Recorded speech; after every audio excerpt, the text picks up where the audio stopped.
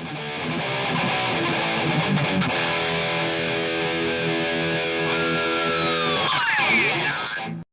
everyone, this is Bob from bn-games.com, and today is new guitar day. Well, not a new guitar. This is a 1980s style Super Strat called a Series 10, made in Korea. I've never owned one of these before. I got it for $90 off of Jake's, I'm looking at the screen, Jake's White Shag Guitars, because all the pictures on Reverb show white shag carpeting, and this guitar was there. So I just brought it home from work because that's where I had it shipped. Gonna open it up and let's see what I got. I don't often buy guitars, but I love stuff from the 80s, that style. I mean, my favorite guitar is the RG550. This is the 2019 Genesis version, but the original RG550 came out in 1987. Very, very... well, that's my favorite guitar of all time, obviously.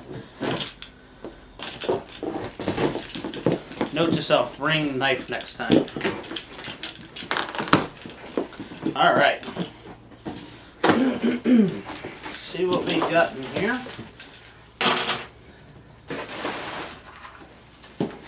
Oh, wow!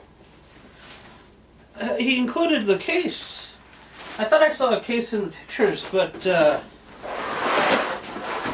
was not expecting it. Oh, I put that upside down. Nice and plastic. It's an old case, but hey, a case is a case. Look at that. That's weird. I've never seen anything like it. As far as cases are concerned, this is like a Kramer style headstock. Well, then again, so is this guitar. So let's open it up. I will.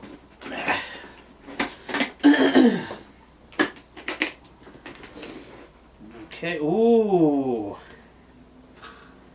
Ooh. Oh. So it has a screw-on trim. It's not a floating trim. That's got some heft to it, which is good. I didn't want another floating trim. It's a bolt-on neck. It's painted. It's a painted neck, but it feels pretty smooth, although it's pretty chunky. It is way out of tune. 5-way switch. Yeah, 5. Volume and tone, they feel good. And the jack is a front-facing jack, which I don't really care for that, but it's not a huge deal. And that is the headstock.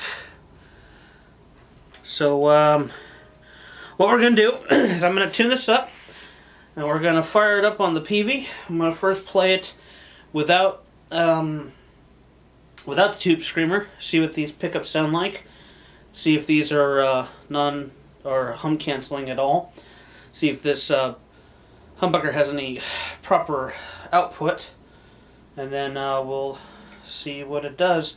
I can tell the strings need to be replaced. They look a little older. I have to buy another set, and I'll put 9s on it. These are definitely not super thick, but that's a nice shape. That's very much a Kramer. Hell, I wouldn't be surprised if this was built in the same factory as Kramer at some point. Okay, let's tune this thing. Alright, so I had to do a bit more than just tune this thing, which it's in tune now, for the most part. I really first hate where the strap lock button is on this thing. That's not secure at all, especially this particular strap, which is the only kind of spare I have at the moment. That's too thin a place, I think, where I can put a locking one, potentially. I'm not sure yet. I'd have to experiment. But what I had to do was that the low E bridge was so low that it was actually hitting the humbucker, and actually it's still too low at the moment. But it's not, for the sake of doing this video now without being able to really set this up the way I would probably like it in a timely fashion, I'm just going to play it as is because the action is all over the place. Like the high E is too high off the fretboard and the low E is too low to the fretboard. It's a mess. The tuners are kind of bad overall, especially this one in particular is a little loose. That is easily fixed with some other ones. I might put some Grovers on it, depending if I like this guitar or not. The neck, like I said, is painted. I prefer unfinished necks, generally speaking, but I kind of like it overall. By the way, speaking of the Strat lock, the reason why I think the Strat lock is strap lock is behind the neck is because this horn is super thin. Much thinner than most guitars, so putting it here might not have been feasible, potentially. I'm not sure. But we're play some tones, some clean tones first. So this is humbucker position. And here's the humbucker and the middle coil, and I don't know which one is which that's active, at least on the humbucker. So let's do it again. So humbucker, second position. Actually like that. Middle only. Wait, 1, 2, 3, 4, 5. Yeah, this one's weird. 1, 2. Okay, middle position only. Okay, 2 singles. It's getting darker. It's kind of strange. And then, well, I think it's kind of strange. And then just the neck. Kind of dark.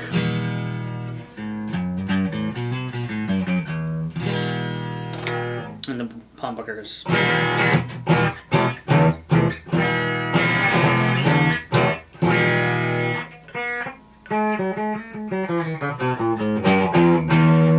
Oh, getting a little distortion there. Big guitar.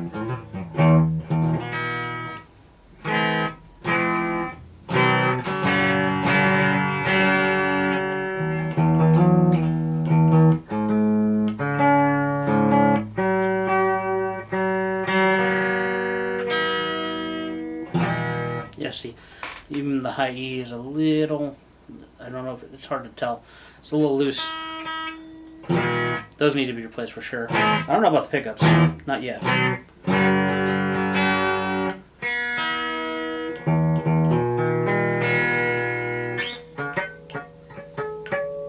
Also, there's no fret markers on the sides, so I'm used to that, and it's a little weird. Let's see.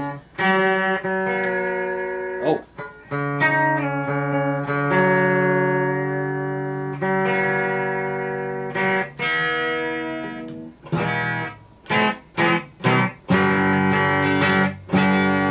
All right.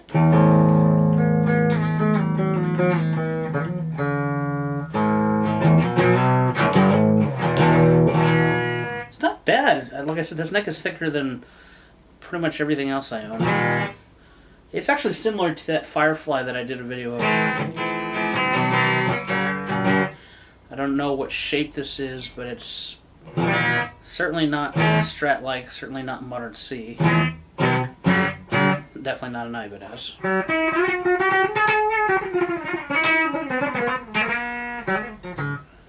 It's not too bad though. See, I have small hands. Like seriously, I have really small hands. I don't usually, not one of those people that usually complain, but your average 50s, 60s guitar or reissue, I typically don't like it because of that. This needs to see a proper setup though. I think what I'll do is I'll probably replace the tuners first with some locking ones, and then take it to somebody who really knows how to set it up, because the bridge is all wonky. I like it. Probably has 5 springs in the back. I haven't opened up the cavity, but yeah, it.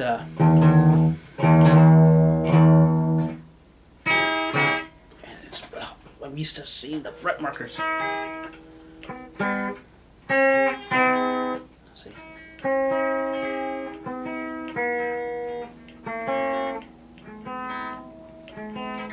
Yeah. Okay. Clean stuff. It does. It's got a quacky. The humbucker has quackiness, and then like.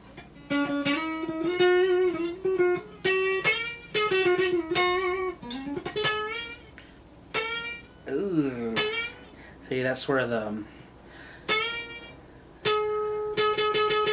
You can hear that. It probably needs. Who knows? It probably needs a truss rod adjustment. I don't see. Well, it has a truss rod cover, so it'd probably be up there. I don't know how to set these up super well, so I need to take it to somebody. Let's do that again.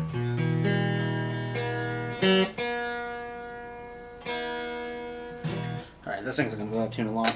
Let's lower the volume a little bit. Let's switch to the lead channel on the PV Valve King 2 without the boost. Actually, we're gonna use the gain boost that's on the amp itself, but I have the gain turned down to about 7, and then I use the gain boost. It kind of like, at least in my experience with this particular amp so far, it produces a good, stronger crunch tone. Generally speaking, with every guitar put in front of it. What I mean by boost is the tube screamer, really for lead stuff. But let's see. Yeah, it's not noiseless.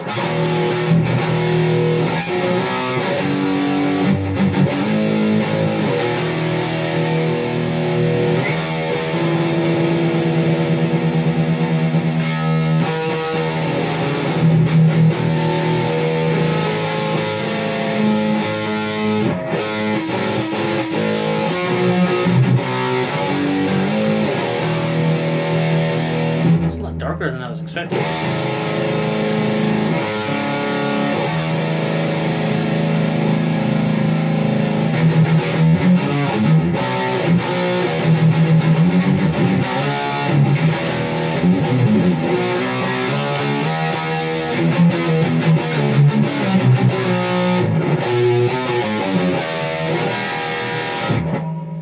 That's well, I can tell you right off the bat, the single coils are not noiseless. In fact, these two together are not canceling. The humbucker is canceling to some extent, so these single coils are definitely not hum canceling. I would probably replace these two. I don't know about the humbucker yet, though. But it's really dark sounding. It might be hard to pick up. I'm using the camera microphone at the moment. I know it's not the best way to determine, but it's very dark.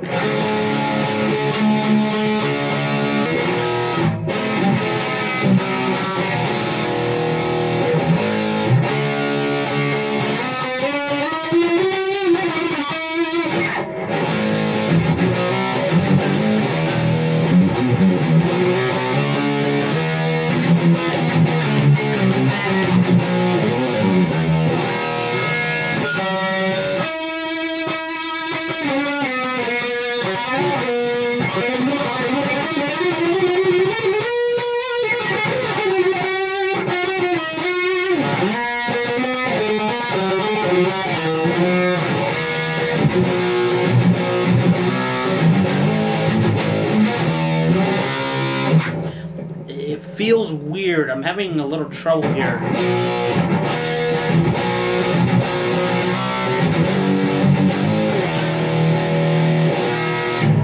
I don't know. I don't dislike it. The leads are actually...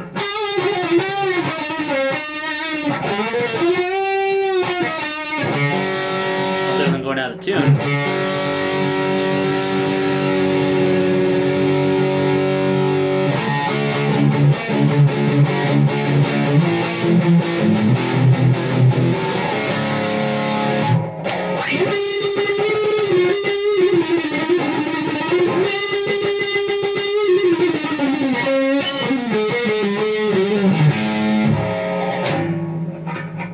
I know. I need to get the C blocker. I'm just saying that because I don't want YouTube to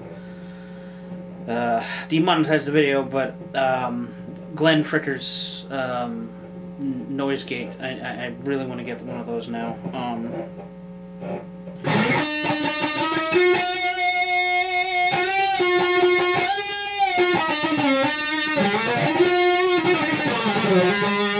Yeah, all the strings are kind of too low, and I'm having trouble.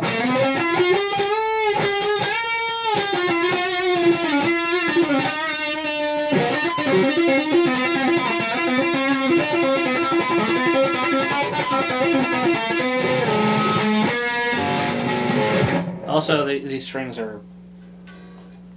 I'm not. It sounds like I'm complaining a lot, but it's not bad for $90.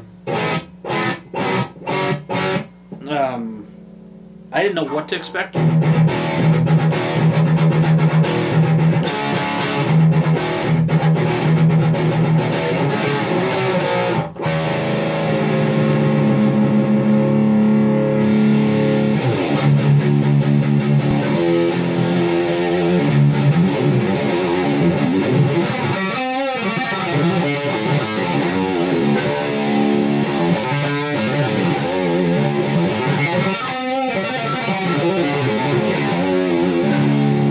That sounds actually harder than it actually is. It's because it's only these doing some string skipping. What's that?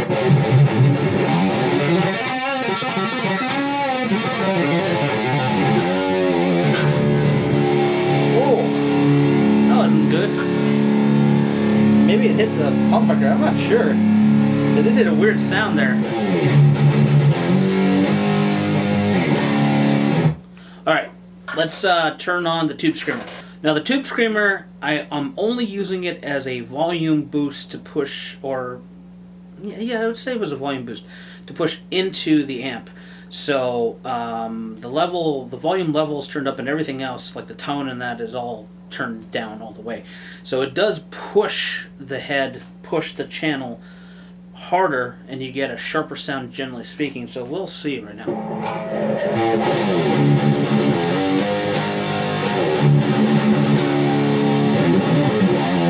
Okay, so it may be hard to pick up on camera right now, but I can tell already there's a lot less bottom.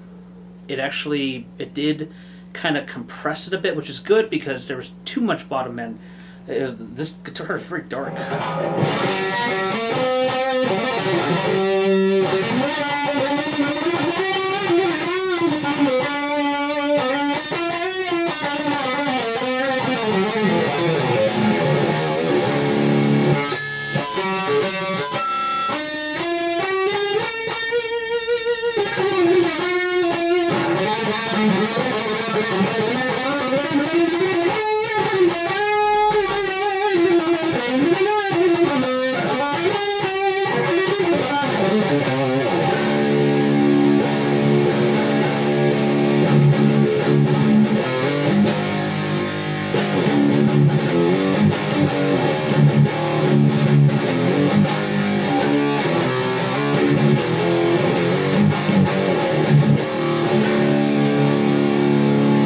You don't realize how much you rely on the fret markers until you don't have them. The other problem I have is the fret wire.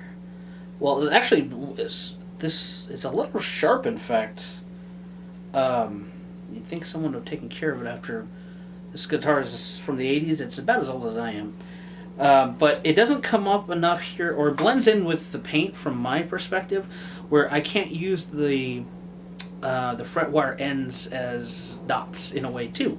So that kind of makes this a little difficult to see what I'm doing.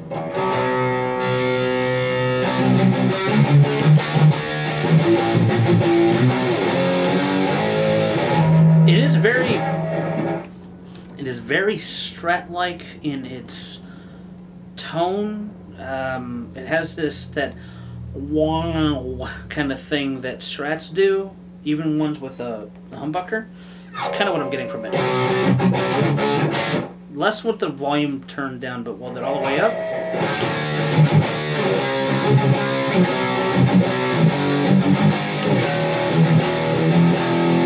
So I like the tone with the Tube Screamer. Without the Tomb Screamer, it's a little too dark for me. I would have to mess with the amp a bit to maybe clean it up, like the different tone settings. But I have the amp settings where I like them, generally speaking, so I really wouldn't want to do that.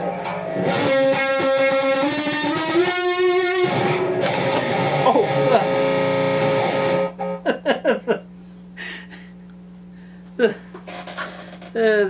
Not came off right now when I did it. I'll have to super glue that in place. All right.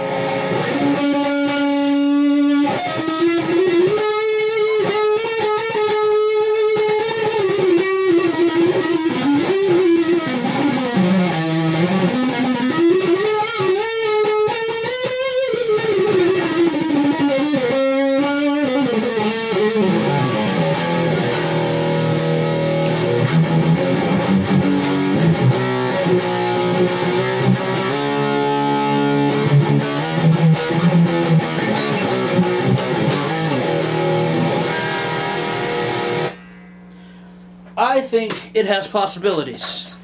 I like it. I wasn't sure what I wasn't sure if I was gonna like this at all. Well, no, I knew I was gonna like it. Let's be honest. I knew I was gonna like it because it's an '80s style Super Strat. But I generally speaking, don't buy guitars until I feel them, especially with the neck, being that this is bigger than most of the necks that I deal with. But